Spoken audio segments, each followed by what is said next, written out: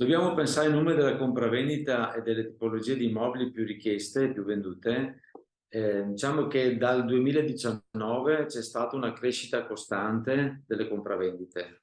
Il 2021 ha superato di un 35% il 2019, il 2020 lo saltiamo per i problemi che abbiamo, sappiamo tutti di lockdown, ma nel 2022 addirittura sembra che raggiungiamo le 760-780 mila compravendite, quindi abbiamo avuto un trend positivo anche rispetto al 2021, trend che è andato un po' a rallentarsi verso l'ultimo trimestre del 2022.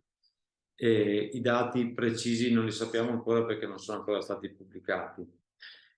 Sicuramente il Veneto ha un'incidenza importante anche a livello nazionale perché rappresentiamo quasi l'8% delle compravendite dello stock nazionale, quindi il Veneto è molto, molto dinamico in questo numero di compravendite.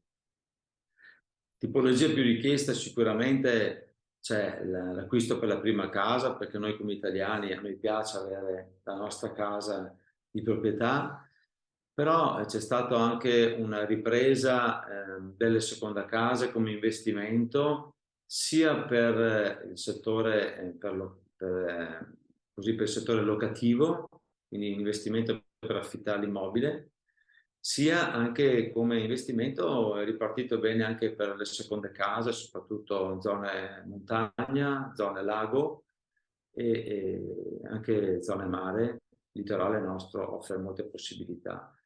Quest'anno si prevede un rallentamento rispetto all'anno scorso, si prevede anche a livello nazionale un calo sul numero delle compravendite, però comunque rimane sempre un numero importante, un mercato dinamico ed è sempre consigliabile un investimento sulla casa.